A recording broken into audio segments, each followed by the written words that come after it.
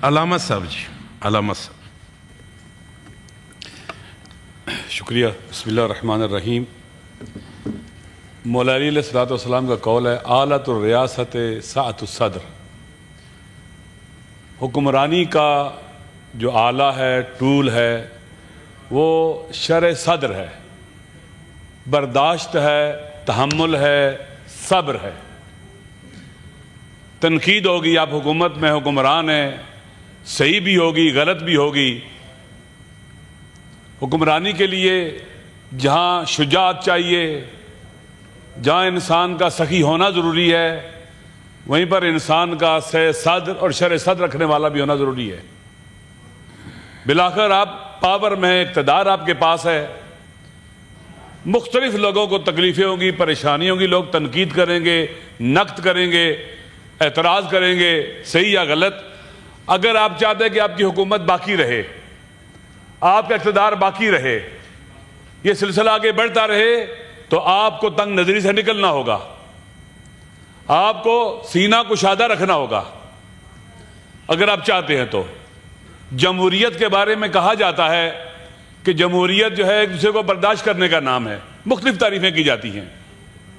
آپ دیکھیں 8 سپتمبر کو جو اجازت دی گئی جلسے کی، میں خود اس میں گیا کیونکہ میں اسلام آباد پنڈی کا رہنے والا ہوں. 700 سال سے ہمارا خاندان نسل در نسل یہاں پر ہے.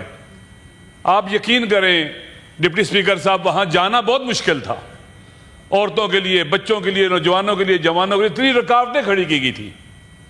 جب آپ جمہوریت یعنی الیکشن کے ذریعے تبدیلی کے راستے بند کر دیں گے، جب آپ عدلیہ کے ذریعے راستے سارے بند کر دیں گے تبدیلی کے، جب آپ پارلیمنٹ کا تقدس ختم کر دیں گے، اس پر حملے شروع ہو جائیں گے، اس کے اندر سے لوگوں کو گرفتار کیا جائے گا.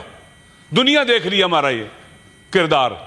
تو جب لوگ یہ سمجھیں گے پاکستان کے عوام کی تعداد میں 60 سے 70% جوان ہیں، 8 فروری کو الیکشن ہوتا ہے، 9 کو چینج ہو جاتا ہے. لوگوں کو اجازت دیں کہ لوگ گھروں سے باہر نکلیں، اپنا احتجاج کریں پازیٹیو طریقے سے. اسی سے چیزیں آگے بڑھتی ہیں. لیکن راستے روکے جاتے ہیں. جب یہ سارے راستے روک دیے جاتے ہیں تو لوگ اگر پارلیمنٹ سے مایوس ہو گئے، عدلیہ سے مایوس ہو گئے، الیکشن کے ذریعے چینج لانے سے مایوس ہو گئے، آپ بتلائیں کون سا راستہ ان کے لیے ہے؟ جناب یہاں سے پہلے خطاب ہوا ٹریجری بینچ سے کہ احتجاج قائد اعظم نے کہاں کیا. ابھی پاڑا چنار میں 50 لوگ مارے گئے ہیں. وہاں کے لوگ پریس کلب کے باہر 20 دن سے بیٹھے ہوئے تھے، کوئی نہیں سننے والا. پرسوں نے کہا گیا کہ یہاں قانون بن گیا ہے، اگر آپ بیٹھیں گے آپ کو گرفتار کریں گے، 3 سال جیل جائیں گے آپ. انہوں نے درخواست دی پولیس کو، ڈی سی کو، وہ امن کے لیے بیٹھے ہوئے تھے لیکن انہیں اجازت نہیں دی گئی. آپ نے جو قانون بنایا اس دن منٹوں میں قانون بنایا، اس نے ہمارے بنیادی جو رائٹس ہیں، حقوق ہیں، ان پر ڈاکہ ڈال دیا ہے. آپ کے جن کے ہاتھ میں قانون ہے وہ مس یوز کرتے ہیں، ان کی اچھی تربیت نہیں کی گئی ہے. اب آپ جناب جب روکیں گے، سارے راستے بند کر دیں گے، تو پھر کس طرح سے لوگ باہر اپنے حقوق کے لیے اٹھیں گے؟ نہ جلسہ کر سکتے ہیں، جلوس کر سکتے ہیں. آپ اپنے وہاں پر اعتماد کیوں نہیں کرتے؟ ابھی جب علی ظفر صاحب بات کر رہے تھے تو وہ یہی کہہ رہے تھے لوگوں کے پاس کون سا راستہ بچا ہے مجھے بتلائیں. جب الیکشن کے ذریعے چینج نہ لا سکیں، عدلیہ نے، آپ عدلیہ کے لیے قانون سازی ایسی کرنا چاہتے ہیں کہ جو مرضی ہوتا رہے، عدلیہ کے ذریعے انہیں انصاف نہ ملے، پارلیمنٹ اپنا اعتبار کھو بیٹھے. پارلیمنٹ جب ایسی قانون سازیاں کرے گی جس سے عوام کو فائدہ نہیں ہوگا بلکہ عوام ایک پنجرے میں بند کر دیے جائیں گے، تو کیسے پھر عوام اعتماد کریں گے؟ کل پارلیمنٹ کے اوپر یہاں کے جو نمائندے ممبرز ہیں ان پر مشکل ہے کہ عوام ساتھ کھڑے نہیں ہوں گے، اکیلے ہو جائیں گے. کہا جاتا ہے جی کہ فلاں کو پھانسی دی جائے گی. کیا بھٹو کی پھانسی کافی نہیں تھی انہیں؟ کیا بے نظیر کا قتل کافی نہیں تھا انہیں؟ اکبر بگٹی کا مارا جانا کافی نہیں تھا؟ اب ایک اور کو مارنا چاہتے ہیں، اس ملک کو تباہ کرنا چاہتے ہیں. قتل کی، پھانسی دینے کی باتیں ختم کرو. آپ پاکستان کو بچانے کی باتیں کرو. احمد ولی کی باتیں بہت زبردست باتیں تھی، میں تائید کرتا ہوں ان کی. آپ دیکھ لیں بلوچستان کو پڑا، اس کے بعد یہ خیبر پختونخوا کو، پنجاب کا بھی یہ حال ہے. آپ لوگوں کے پاس جائیں، باہر نکلے، گھر کس طرح لوگ مہنگائی کی چکی میں پس رہے ہیں. یہاں عوام کو ریلیف دینے کے لیے کون سی باتیں ہو رہی ہیں؟ لوگ احتجاج نہ کریں، رائٹس میں نہیں ہے یہ کہ احتجاج نہ کیا جائے، احتجاج کرنے دیں لوگوں کو۔ اگر احتجاج نہیں کرنے دیں کہ لوگ پہلے پتھر اٹھائیں گے پھر اسلحہ اٹھائیں گے، پورا پاکستان بلوچستان بنے گا، پورا پاکستان غزہ بنے گا۔ پھر میری گزارش ہے اگر ہم واقعی جمہوریت پر یقین اور ایمان رکھتے ہیں تو جمہوری زندگی یہاں گزارنے کا موقع دیں، جمہوری اقدار کے ساتھ آگے بڑھنے کا موقع دیں۔ ہمارا ملک بہت خوبصورت ہے، بہت بہترین ہے، اس لیے واقعا میں وہاں گیا 8 ستمبر کو، مجھے افسوس لگا کہ جہاں جگہ دی گئی، جہاں اجتماع ہوا، لوگ کیسے پہنچے، یہ نہیں ہونا چاہیے۔ کل اگر یہ ایسا ہی نون لیگ کے ساتھ ہوگا ہم اس کا دفاع کریں گے، اگر پیپل پارٹی کے ساتھ ہوگا ہم اس کا دفاع کریں گے۔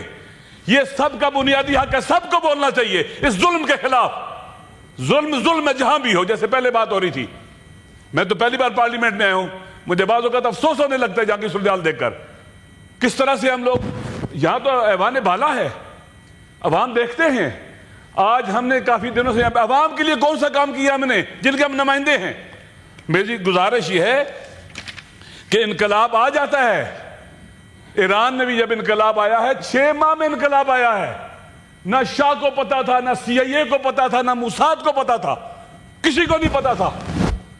اللہ کا ایک نظام ہے، تقویم ہے، اللہ کی سنن ہے، قوانین ہیں اللہ کے، وہ نہیں تبدیل ہوتے، وہ جب آتے ہیں تو اٹل ہوتے ہیں۔ وہ آپ مہربانی کریں، کوئی راستہ کھولیں، وے آؤٹ دیں، بند گلی میں نہ لے کے جائیں سب کو۔ جی علامت صاحب، لہذا میری گزارش ہے کہ جو پارلیمنٹ میں ہوا قابل مذمت ہے، پارلیمنٹ کے اندر گھسنا قابل مذمت ہے، لوگوں کو اٹھانا، نقاب پوشوں کا آنا قابل مذمت ہے۔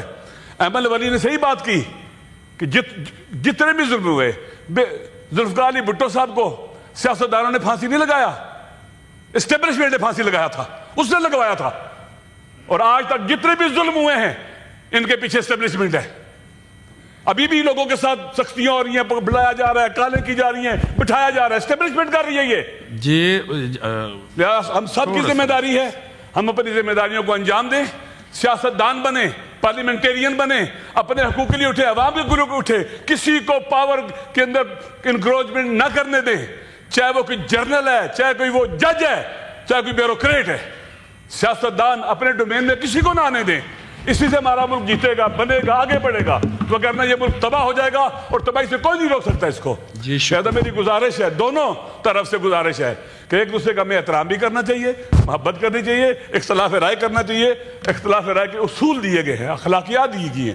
انشاءاللہ مجھے امید ہے کہ عقل پریویل کرے گی، عادل پریویل کرے گا، ظلم مٹے گا انشاءاللہ العزیز، اور ہم مٹائیں گے اس کو، اس کا راستہ روکیں گے، لاقانون کا راستہ روکیں گے انشاءاللہ العزیز، اور یہ ہمارا حق بھی ہے، ہماری ذمہ داری ہے، ہماری ڈیوٹی بھی ہے۔ اور میری آخری بات، یہاں شری رحمان صاحب بیٹھی ہیں، جناب عرفان صدیقی صاحب بیٹھے ہیں، ہم پریس کلب کے باہر کورونا ایمرجنسی میں امن کے لیے وہاں بندے مارے گئے، 50-150 زخمی ہیں، ہم احتجاج کرنا چاہتے ہیں، دھرنا دینا چاہتے ہیں، بیٹھے رہنا چاہتے ہیں، ہمیں اجازت لے کے دیں اپنی آپ اسلام آباد کی انتظامیہ سے، ہمیں نہیں دے رہے وہ اجازت، ہم پرامن رہنا، 20 دن سے پرامن بیٹھے ہوئے تھے، کچھ بھی نہیں ہوا تھا۔ یہ جو قانون پاس کیا گیا ہے، اس قانون نے ہمارے حق پر ڈاکہ ڈالا ہے، مظلوموں کے حق پر ڈاکہ ڈالا ہے، یہ ظلم ہوا ہے ہمارے خلاف۔ جی شکریہ، ہم اس کی مذمت کرتے ہیں، ہمیں اجازت لے کے دیں وہاں احتجاج کرنے کی پریس کلب کے باہر، یہ ہمارا حق ہے کہ آپ کی انتظامیہ نہیں دے رہی، ڈی سی نہیں دے رہا، کیونکہ ڈی سی کا اختیار ہی نہیں ہے، کمشنر نہیں دے رہا، اس کا اختیار ہی نہیں ہے، وہ ہل ہی نہیں سکتا ہے اوپر کے آرڈر کے بغیر۔